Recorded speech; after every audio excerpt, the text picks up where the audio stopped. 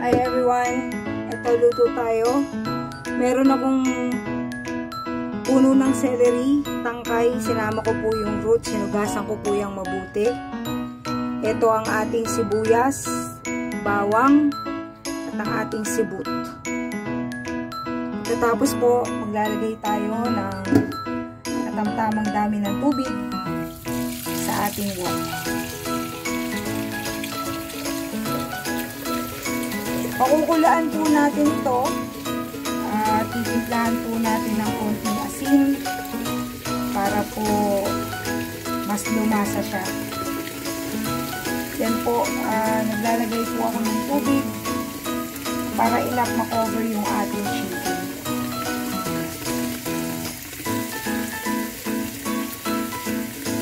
Yung pong sabaw nito, gagamitin natin later para meron po tayong soup.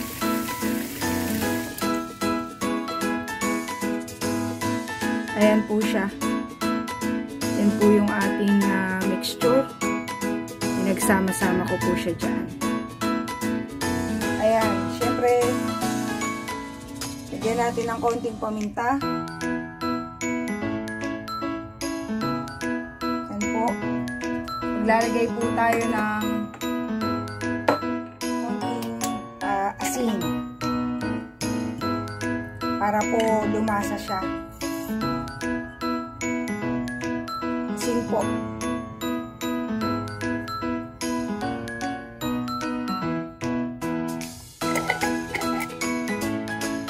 Tapos po niyan, atin po siyang pakukuluan. Pagkatapos po, buksan natin ang ating kalan. At atin po siyang takpan. Nga pala po, bago ko makalimutan, maglagay tayo ng konting toyo. Para po medyo kumulay ang ating chicken pag atin pong pinirito. At syempre, pandagdag flavor na rin sa ating lutuin. Normally po kasi, sanay tayo sa chicken na binabalot sa breading. Yung crispy fried chicken, ito naman po iba. Hubad siya, pero manunutang sarap hanggang loob ng manok dahil po sa ating mixture na pinakukuluan ngayon. Hopefully po magustuhan niyo. Please stay tuned up until the end of the video. And I hope that you could learn something from today. Ayan guys. Pagkaluto po o pagkakulo. Yan. Siguro po hayaan natin siyang kumulo ng mga about 15 to 20 minutes or 30 minutes hanggang ma-extract niya yung lasa ng mga ingredients natin dun sa mismong pagkukuluan o yung water-based mixture para po pagka pinakuluan natin yung chicken, lasang-lasa po yung sarap ng pinagalo-halo nating mga bawang, sibuyas, sibut at ang ating celery. Syempre doon sa manok. Nga pala po, big shout out kay Aima. Thank you po sa pagpo-provide ng wok as a Christmas gift. Maraming salamat. Ito po, napapakinabangan ko na at ginagamit ko na. Friendly reminder po, yung hinalo ko na asin, that is according to your taste. Hindi ko po masyadong dinamihan yung initial kasi po, marereduce pa yun ng konti yung sabaw neto. Tikman natin. Pag tama na po yung alat, tsaka natin ilalagay yung ating chicken dito sa boiling mixture na ating ginagawa ngayon. In some occasion, yung iba po naglalagay ng light soy sauce, patis, tsaka dark soy sauce. Pagsasama-samahin po yun para po ma-incorporate yung sarap ng lasa. Meron pong iba naglalagay ng sugar, pang balance ng taste, pero po yung sa akin ayoko po maglagay ng sugar kasi po later gagawa tayo ng gravy at yung ibang matitirang sabaw neto gagawin po nating soup pagkain po natin later. Ayan po siya at muli po natin siyang tatakpan. Katamtaman po ang apoy niyan. At make sure po na atin pong balik-balikan para hindi po ma-overcook ang ating chicken. Ayan. Pagkatapos ng lutuin, atin ang buksan. Ayan po siya. Bango-bango po kung maaamoy nyo lang at nakakapasok ang amoy ng aking niluluto sa inyong mga cellphone o TV screens. Manamis-namis po ang amoy niya. Ayan guys, pagka nakuluan na siya ng tama at luto na, pwede na nating patayin ang apoy. At leave it there for a few minutes at hanguin natin maya-maya. Hayaan muna natin siya dyan for a while. Ito naman po sa separate pan, maglagay tayo ng water at saka po nagbalat ako ng 2 pirasong patatas. Lalagyan ko po ng konting asin. Pakukuluan po natin siya hanggang sa lumambot ang ating patatas. Of course, takpan natin para mabilis po siyang kumulo at maluto.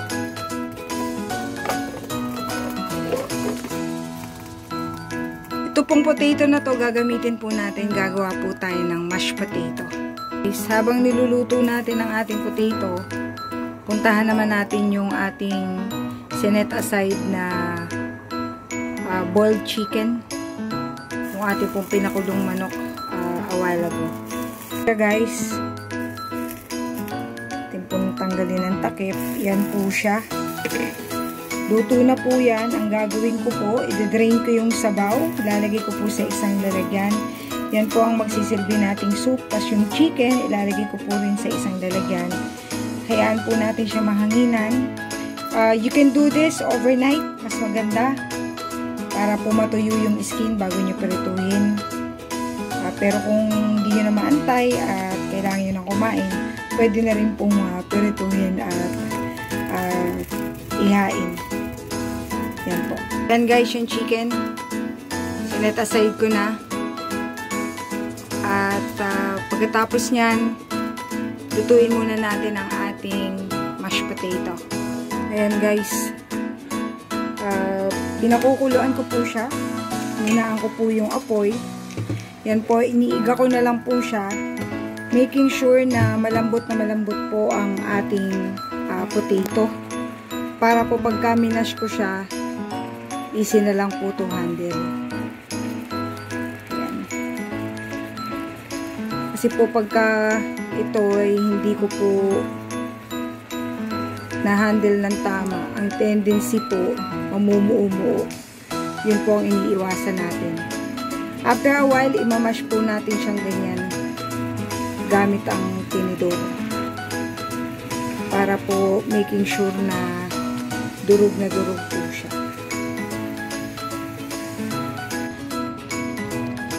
Ayan guys, medyo nagdagdag ako ng konting tubig. Tapos dito ko po siya imamash para po diretso siya. Tapos making sure na talagang fine na fine po yung kanyang pagkadugo. Later po, pagka okay na siya, haluan po natin to ng milk kasama ng konting salt and pepper at syempre butter para po magkaroon tayo ng masarap na mashed potato. Sige po, tuloy lang po, making sure na durog po ang ating patatas. Yan siya guys, yan, durog na siya, mahinang apoy yan. Hindi ko pa nilalagyan ng butter at saka ng milk later on kasi tinatanggal ko pa yung excess water. And then we will go from there. I'll keep you posted and updated after na maiga na siya ng mabuti.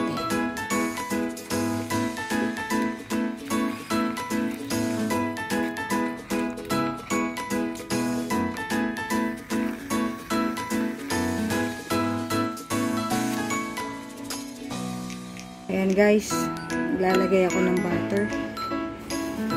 para sa mashed potato. Tapos natin lagyan ng butter. Lagyan natin ng evaporated milk. Normally, fresh milk po ginagamit dito eh.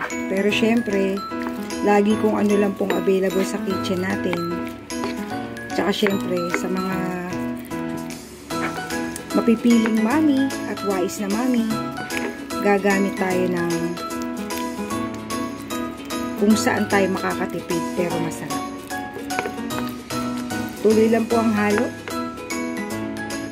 Kung gusto nyo po ng pinong-pinong texture, pwede nyo po siyang salain para po mas lalo siyang pino.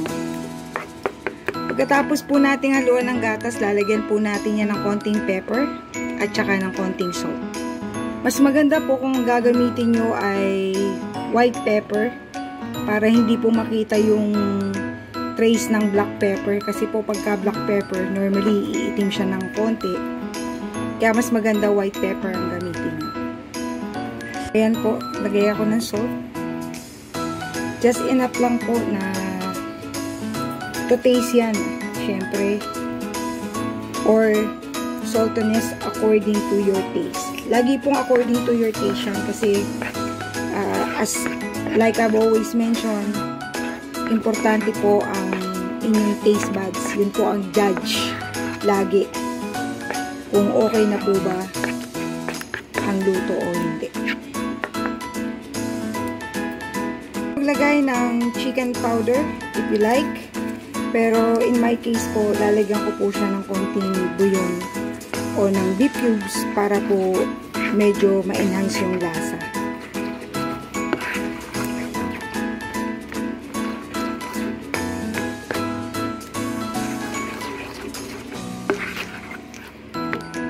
Tuloy nyo lang pong haluin hanggang sa makuha nyo ang tamang consistency at lapot. Tapos po, isa-set aside natin yan. At gagawa naman tayo ng ating gravy. Tapos, last na gagawin natin ay ang pagprito ng ating chicken. Pinatutuyo ko pa rin po kasi yung balat ng chicken para po pagka pinirito natin, maganda po ang kalalabasan at crispy. Tikman nyo po. Creamy na siya. Lasa yung butter. May konting alat galing sa salt. Tsaka sa merong umami flavor galing naman sa beef cubes. Patayin po natin ang apoy at set aside. Ating gravy. Naglagay ako ng konting butter sa pan. Lalagay ko po ang sibuyas kasama ng celery. At tayo po ay gagawa ng gravy. Mabilis na gravy lang po. Meron akong Knorr cream of mushroom soup. Lagyan po natin ng konti.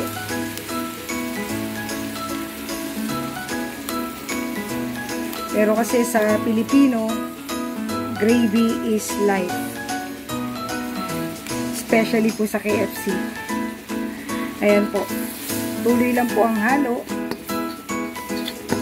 Dilim lang po mabuti. At lalagyan po natin to ng water. O yung stock a while ago, yun po ang gagamitin ko. Ayan. Ito po yung pinagkuluan ng ating chicken kanina. Yan po ang aking gagawing sabaw sa gravy. 2 cups po yung una kong nilagay. Tapos mamaya mag-a-add na lang po tayo kung kailangan pa. Patuloy nyo lang pong haluin para hindi po manikit at mamuo yung ating cream of mushroom. Bring it to a boil po, at pagka malapot na, tikman nyo po, at pagka okay na ang lasa, pwede na po natin patayin at iset aside. Bali, ang ginamit ko po dyan, 3 cups ng stock, tsaka 2 cups ng water. Kaya ako po hinaluan ng tubig kasi po pagka purong stock, dahil meron pong lasing stock natin, so sobra po ang alak. Lalagyan ko po ng pepper. Di na po kailangan lagyan pa ng beef cubes dahil malasang-malasa na po siya, dahil ito po yung mismong pinagkuluan ng ating manok. Hintayin na lang po natin tong kumulo at lumapot, at pagkaluto pwede na po natin patayin at iset aside. Papakita ko po sa inyo later pagkaluto na siya. Ayan na siya guys, luto na po ang ating gravy. Gusto ko lang po yung ganyan lapot, pero kung gusto nyo pong mas malapot dito, pwede naman po. Depende po sa inyo. Yung gantong consistency ng lapot, tamang-tama lang po yan, especially kung lalagay nyo siya sa sizzling plate. Ngayon naman guys, lutuin natin yung ating chicken. Sa isang wok po, naglagay ako ng mantika at papainitin po natin siya para dito natin po siya pipirituin. Huwag pong mainit na mainit at baka po mabigla ang ating prito. Tamang init lang po na hindi didikit yung manok sa pan. Po yung ating chicken, pinares ko muna siya ng mga 2 to 3 hours. But as I had mentioned, mas maganda po kung i-rep nyo muna siya. Pagkahango, paglamig, i-rep nyo. Let stand for overnight bago nyo po prituhin.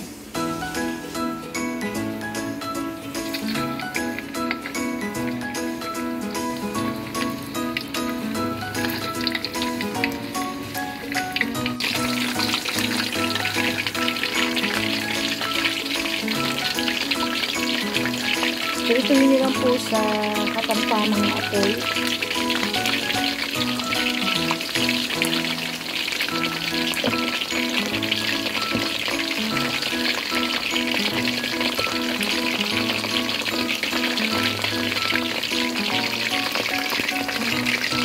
Maya-maya po pagkaluto ng kabila ay babalik ka rin naman po natin.